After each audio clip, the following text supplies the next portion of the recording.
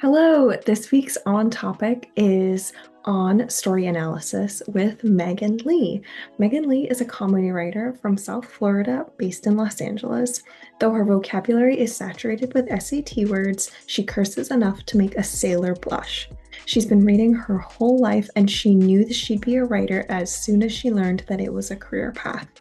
Neurodivergent and intimately familiar with being the odd one out, Megan is fascinated with human behavior. She writes character driven comedies that force us to ask what it means to be human and laugh as we learn to forgive ourselves for it. Here is my incredible conversation with Megan Lee. I am so excited to chat with Megan Lee today. We are talking all things story and literary analysis, which I know for me, when I first sort of heard these terms, I think English class. I think like high school English class, reading um, all of the different texts, and what seemed like the English teachers really trying to connect dots that I Red didn't equals see. death and Exactly. Exactly. So I'm sort of curious when you hear like story and literary analysis, like what does that bring up for you? yeah, I mean, I definitely have that same kind of connection with English class and looking at all the classics and all of that. I also like for me, it's just how I naturally approach a lot of story. I think part of that comes from I've been a reader since before I could read. I was reading my little picture books. My mom used to catch me like as a toddler after they'd put me to bed, they'd look on the monitor and I had this light up toy that would you twisted a little knob and it would light up. And with my chubby little 2-year-old wrists, I would twist as far as I could, and I'd open my picture book, and the light would dwindle, dwindle, dwindle. I'd only get like 10 seconds, and I'd do it again and just look at my little picture books. Growing up, I was like, anytime my parents were putting us to bed, I wanted to hear stories about like, I didn't want them to read a book. I wanted them to tell me stories from their life, stories from their childhood, all this stuff. And it was never enough. I always, one more story, one more story. So I have always loved story and learning and getting all of that. So I've had a lot of experience and practice with hearing stories and taking them in. And then going into these English classes, having the opportunity to dive into it and kind of figure out and take it apart and put it back together was always super appealing to me.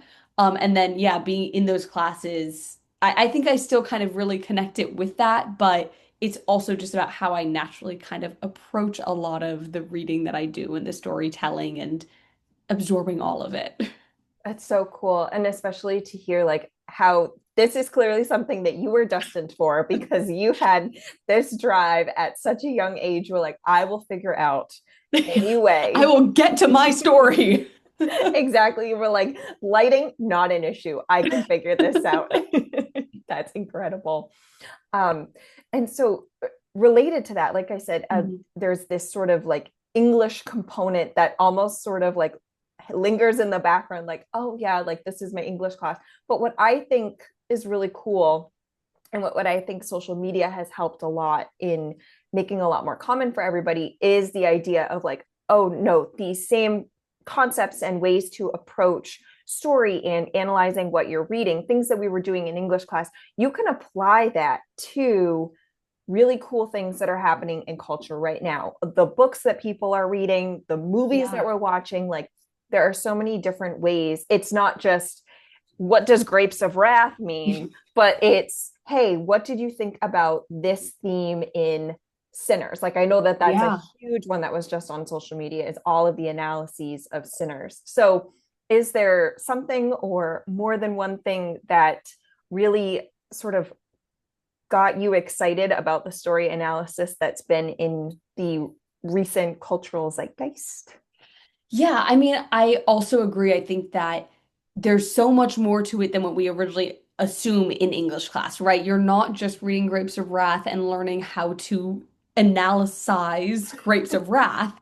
It's, I think, a lot of people look at uh not just English, but the humanities in general as this like fluffy little thing that's just for like the artsy folk.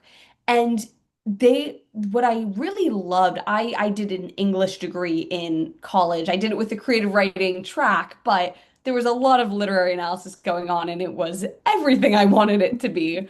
But I had a YouTube channel at the time and I talked about being an English major and the different things I was learning, the things I was doing, and the amount of comments I would get of people being like, this is a useless degree, what a waste of money, all this stuff.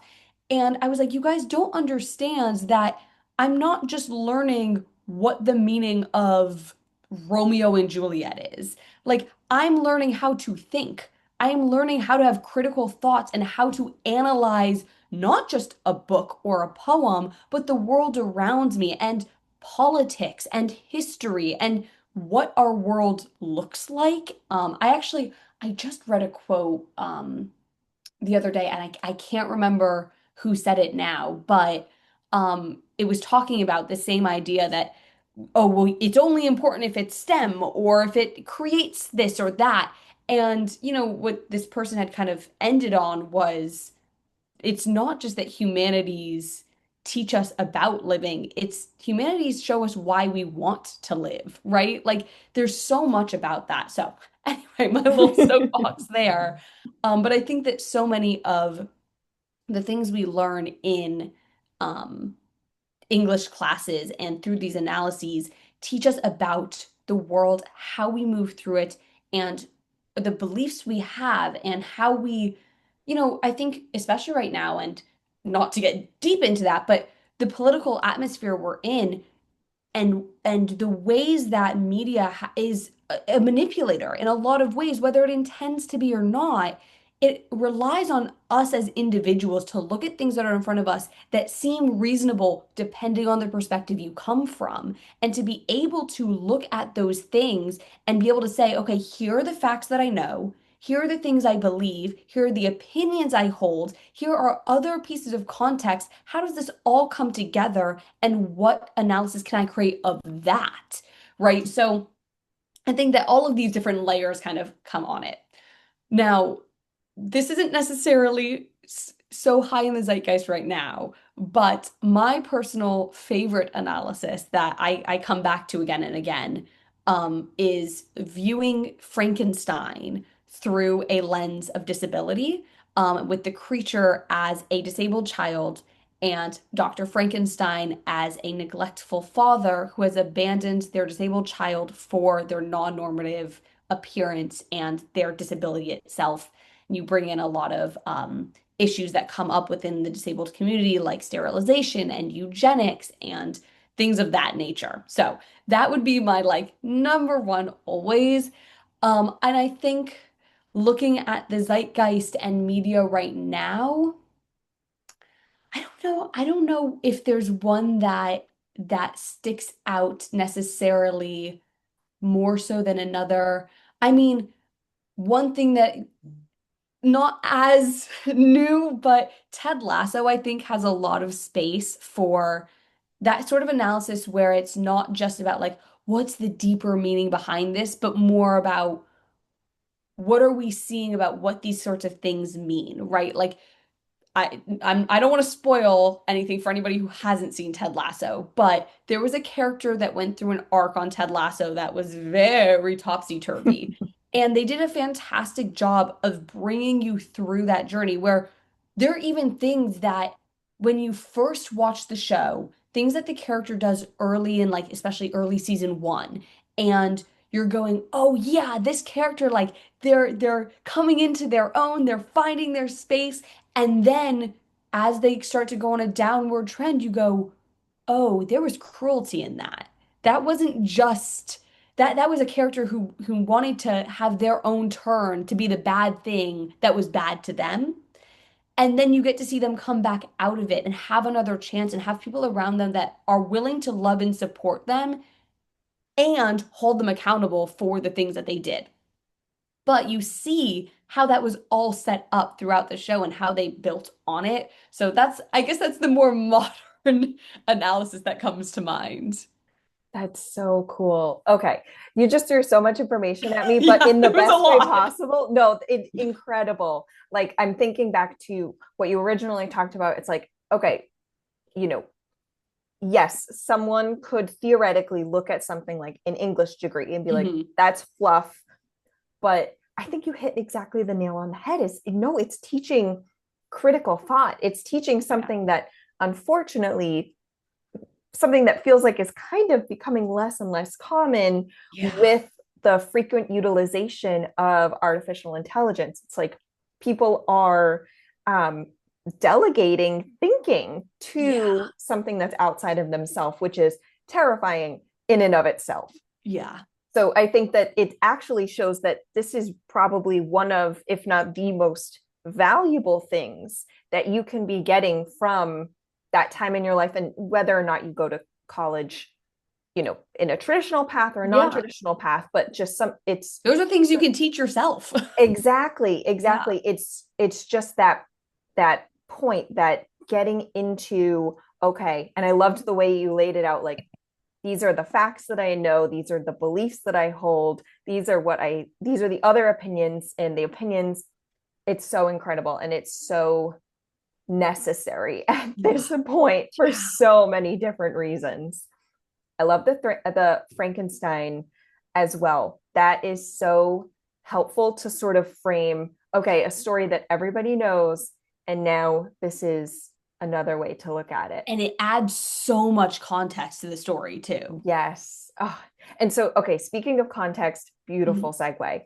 So, you also write, you mentioned that you Yes. did a creative writing tract. So, how does this sort of very big picture story analysis, literary analysis, how does this factor into your writing at it? Like, does it come in at a certain stage in your writing? Is it sort of playing its own role throughout every phase of your writing? How do you incorporate it into your writing practice? So I actually don't I don't what's the word I'm looking for? Consciously. I don't consciously incorporate the story and literary analysis. And I was thinking about this as we kind of were prepping for this topic of like, yeah, like how do I? And I realized that I don't, and I don't do it consciously and subconsciously on purpose. I don't do it consciously. And I think the reason for that is that being a reader and an audience and an analyzer is a very different role than being a writer. And I think that you can end up, oh, like you kind of go over the line where you're not actually being helpful to yourself as a creative, at least for me and how I approach my writing. Where if I'm too in the weeds, I'm not going to be able to craft the creative story. I'm going to be using too much of that left side of my brain, right brain. I don't know, whichever one, the type A side of my Yeah. brain is going to be too in charge for something that is overall a more creative process. Now, what I think it ends up being for me, part of this is that I am naturally a very strategic thinker. I actually took, there's a Gallup has a skills assessment test, and I took it like 6 months ago or something, and like 80% of my top skills all fell into the strategic category that they had. So that's part of it is that like it's just how I naturally approach the world and what I do. And being somebody who, in particular, is interested and passionate about literary analysis, looking at story through that sort of lens. And I think that even comes from being a writer as well. So there's a lot of mixing and turning together. But like when I'm watching a movie, when I'm watching a show, when I'm reading a book, I don't turn off the part of my brain that's looking at analysis, that's connecting little dots, that's finding deeper meaning or themes. And so I don't just enjoy something as entertainment. Not that there's anything wrong with that, but just again, how I naturally kind of approach these things. And so it's more that it allows me to understand story structure, themes, how I feel as an audience and a reader, all of those things as I go through the experience of enjoying it for myself. And then when I go to write, all of that context kind of just lives in my head of, oh, if something is working like this, that might not go how I'm looking for it to go. Or, um, if I've been reading a lot of romance over the summer. I feel like summer is the time for just like these fun romance novels. Mhm. And I started to plot out a romance novel for myself, which I primarily work with screenwriting. That's what I've been focusing on. So it was a weird, I initially thought I would write novels. So it's been a weird like going back to the OG. But as I'm like plotting it out and doing something that I have not done since high school, with now this new knowledge of everything I've learned about writing and reading since then and story, and understanding, it was like, okay, well, this is how this sort of structure would generally work. And these are the reasons why that structure does work. Here are the reasons why structures like that can be hindered from what I've read and how a writer might fall into pitfalls of following too specific of a structure. And so I can kind of do it like that, not as much of like, I'm looking at my story and go, okay, well, what are the exact themes? What color should this character be wearing? Like those sorts of things I think can actually kind of, I think we fall into those things naturally. And so, when you go back to that English class where, oh, well, she's wearing a black dress, so something's going to go wrong. It's going to be dark and scary. I think a lot of that we find in literary analysis is not an active choice a writer may have made, but more that as they were creating an aesthetic of something, as they were trying to create the feeling and the energy and the themes they wanted, natural choices came up that just kind of fit that. And then when we look back at the finished product later, we can say, here's X, Y, and Z of like how those things support. People talk about literary analysis and there being like right answers. That's not exactly how it works. Like, it's not that there's one true, right? You don't have to read Frankenstein through a lens of disability. That's not what makes the book complete or not. But because I can find enough evidence throughout the novel to support that theory, it creates a different experience of reading it. There's another theory I read of somebody had talked about the idea of the Great Gatsby, with Gatsby being a white passing black man.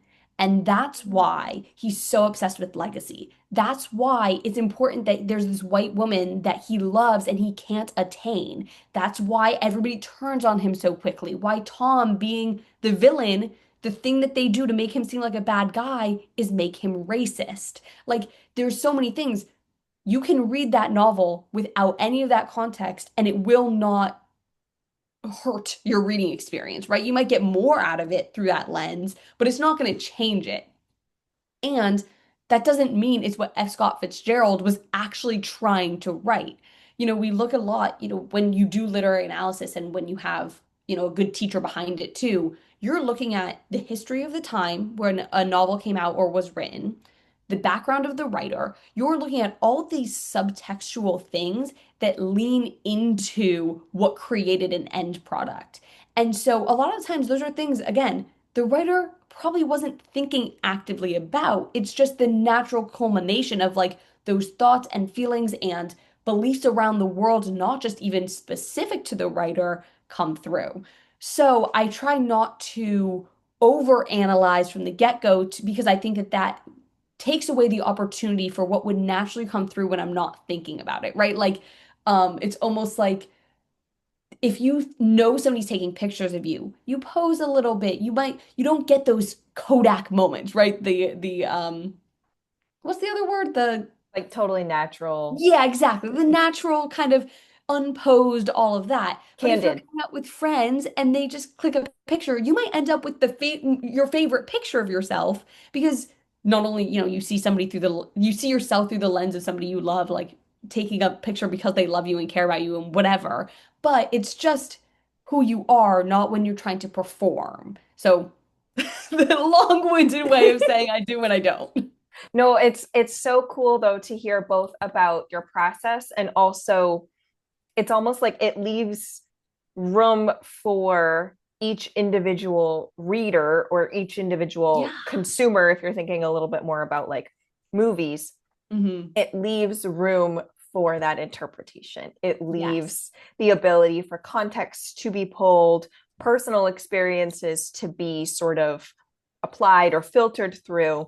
So it's really cool to Yeah, hear. and that's a really good point too about that it's each individual audience member too, because that's part of it as well. You're bringing your experience to whatever you're analyzing. Like I read Frankenstein through that disability lens because I'm disabled, and so I have those markers of like, oh, that's eugenics. Oh, that's sterilization. Oh, that's non-normative features. Like those are the things that ping in my head.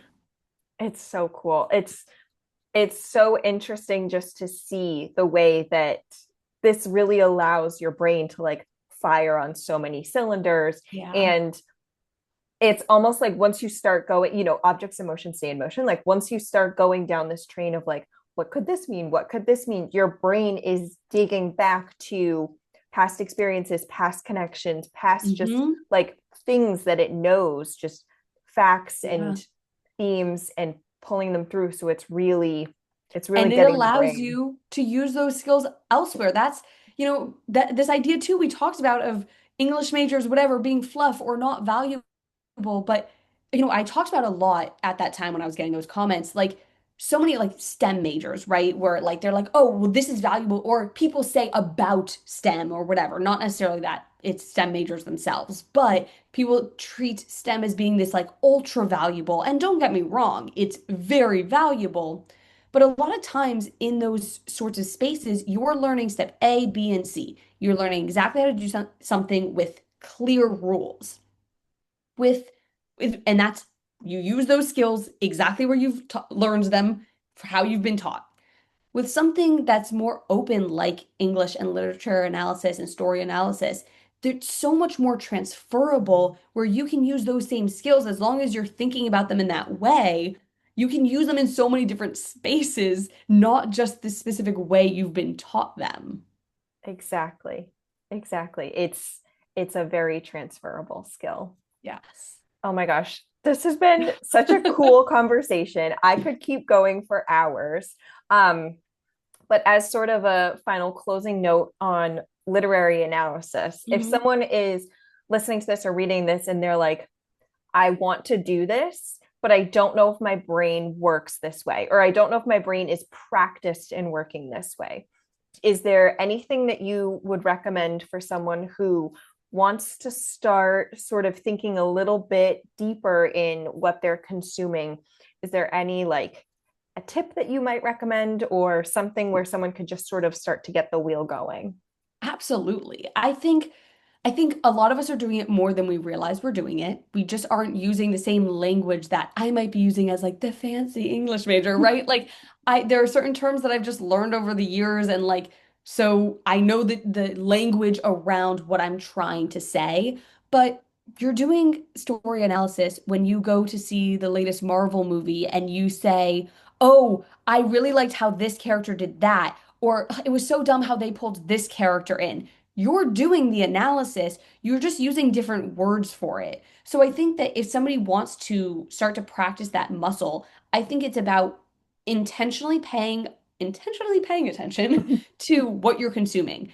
Go put on your favorite movie, your favorite TV show, read your favorite book, or even your favorite paragraph in your favorite book, and think about why you like it, why you don't, what you think the artist, the author, the director, the writer was trying to say, and whether you think that they did so effectively, right? A lot of times writers are trying to say something and they don't actually effectively do so. And that teaches you a lot as well. So it's not about having, again, there's not a right thought. There's not a right way to analyze any piece of story or literature or writing. It's about more than that, having evidence behind what your interpretation of something is. If you can find different things that support that theory, I wrote an essay in college that was like 6 pages long, maybe more, on hair.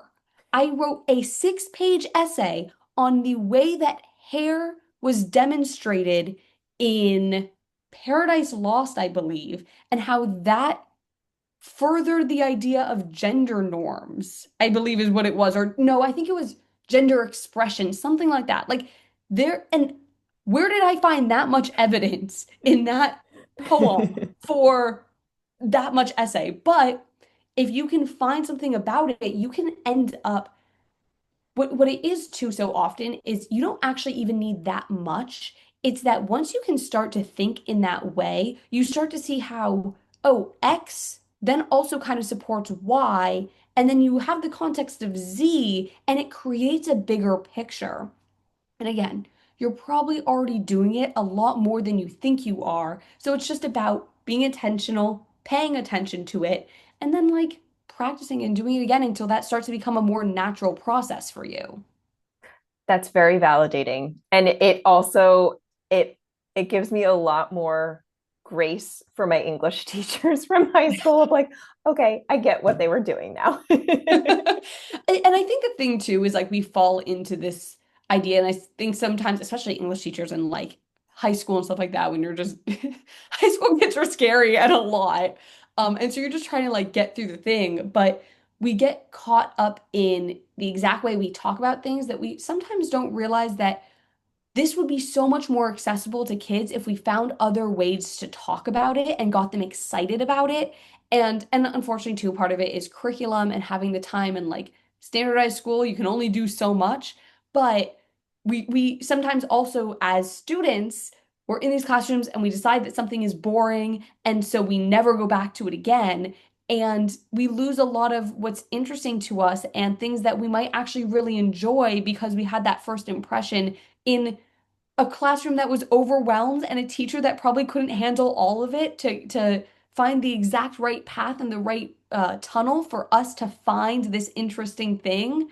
So there's always space as we grow up to find different things. Like I was an English major. I was interested. I thought science was interesting and cool, but I couldn't understand it. And like now I watch Neil deGrasse Tyson's podcast all the time to like learn new things. So there's space everywhere. Yes. And I think that going back to your point too about like start with your favorite book, Yeah. movie, I think that that's such good advice. Like there's something out there that you enjoy, and that's a great place to start Yes. flexing these muscles a little bit. Oh my gosh. Absolutely. This has been so fun. I love talking Yeah. about this stuff. Thank you so much for sharing all of your insight. Absolutely. Yeah, thank you. This has been so much fun. Yay, I'm so glad. Are you ready to move to the baker's dozen?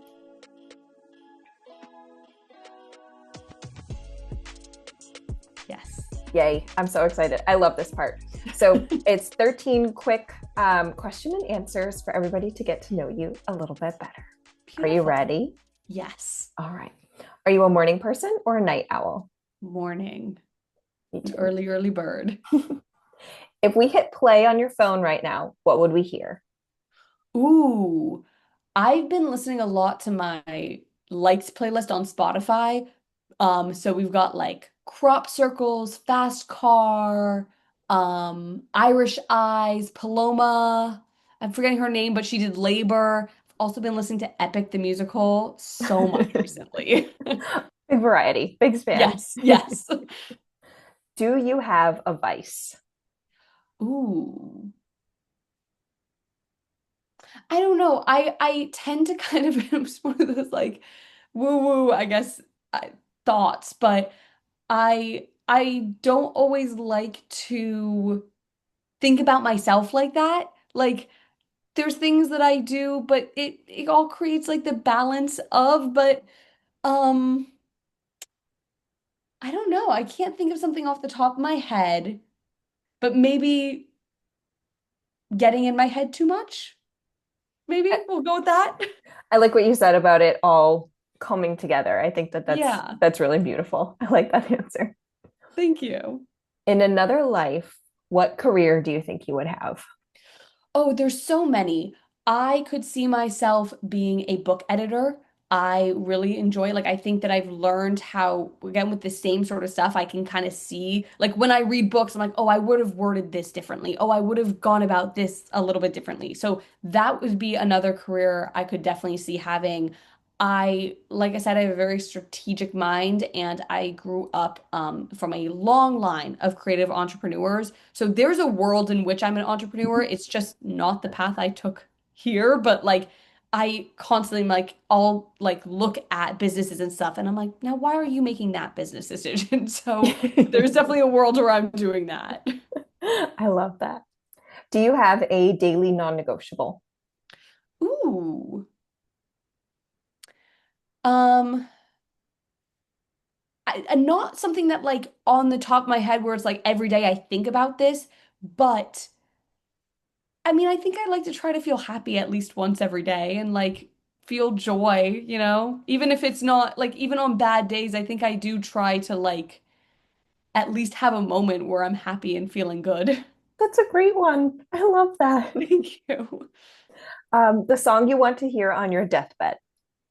Oh, I don't know. I see, I'm not good at favorites. There's just too many different, but if I had to guess, it'd probably be something from a musical. I love Broadway. Do you have a moment that you would like to do over? Kind of similar to the Vice question. I think that there's, I don't want to regret. But I'm sh yes. There are moments where I wish I had thought through what I was saying before it came out of my mouth, or I spoke kinder to somebody, or made the same point in a kinder way. And I've also, back to Ted Lasso, there was that whole scene that I think was just fantastic where Ted is throwing the darts and he talks about that Walt Whitman, be curious, not judgmental. And that has become a bit of a philosophy of me, like for me, I should say, like approaching, we talked about politics a little bit. And so politics is this huge, like it's a hard conversation right now. And so I try to approach a lot of that now with more curiosity, because I think that also helps actually make change. And I wish that I had learned that lesson earlier. Yeah, I think that's something that we can all Yeah. we can instill in everybody a little bit Yeah. earlier. Who is your celebrity crush? My celebrity crush. Again, I don't know if I have one.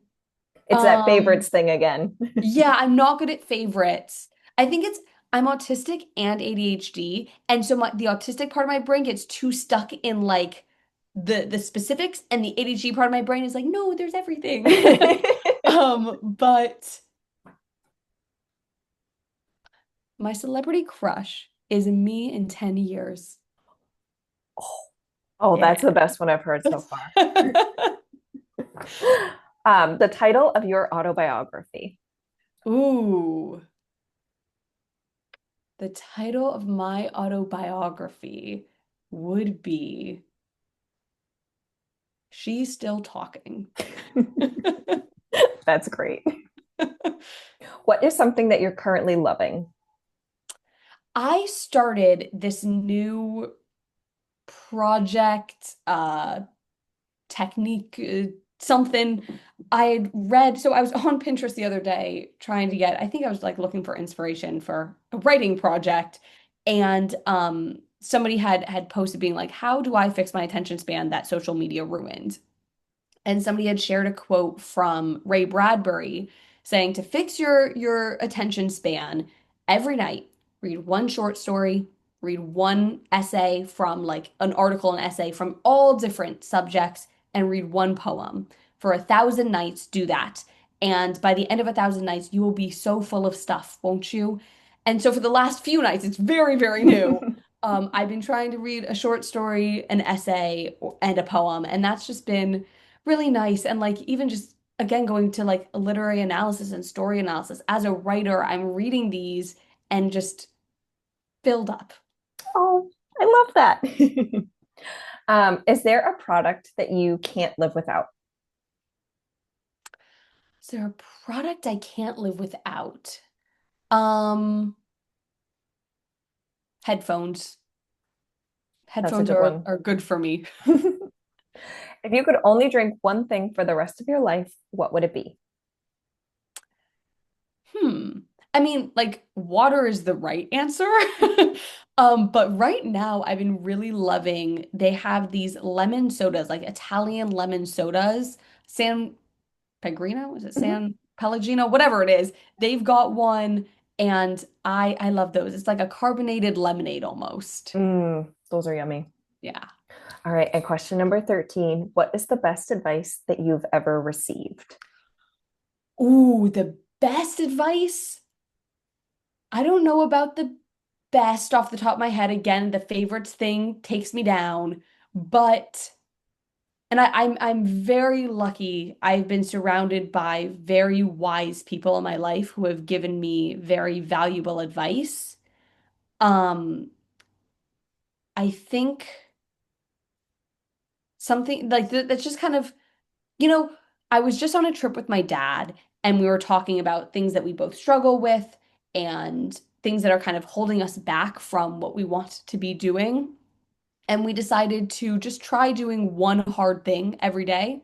And so I think that that's the thing that's top of mind right now is doing hard things. And I don't know if you've read Glennon Doyle's, I think it's Untamed. She talks about this idea of we can do hard things. And so I remind myself of that a lot, mostly when I'm on the treadmill, but it works. I mean, like, sometimes just reminding yourself, like, oh, right, I can do hard things. So, like, yes, this sucks, or yes, it doesn't feel good, or yes, it's difficult, but I can do hard things. I'm strong, whether it's physically or mentally or emotionally, you know? I love that. That's such good advice. Thanks. Thank you so much for participating. Absolutely. Thank you for having me. This was so much fun. Oh, I'm so glad. All right, Megan, this has been a delightful conversation. I, as I shared before we started recording, I love hearing all of your insights about all things analysis and story. And I'm sure that everything that you said resonated with everybody who is either watching or reading this. So, how can people connect with you? Yeah, so I am on TikTok, Instagram, and Substack would probably be the best ways. I took a break from posting regularly. I used to post, I would write every single day, and that was a way for me to when I finished my screenwriting classes in college, and I was like, I don't have deadlines. I need a way to prioritize this. So I would post on there to get myself writing every day. But then I realized this is long-winded answer. I realized that that wasn't serving what I needed as a writer anymore. But I'm now ready to start posting again and finding the ways that I'm doing all of that. So that said, on TikTok and Instagram, I'm under Megan Renee Today. And on Substack, I believe it's Megan Should Be Writing, which is usually true.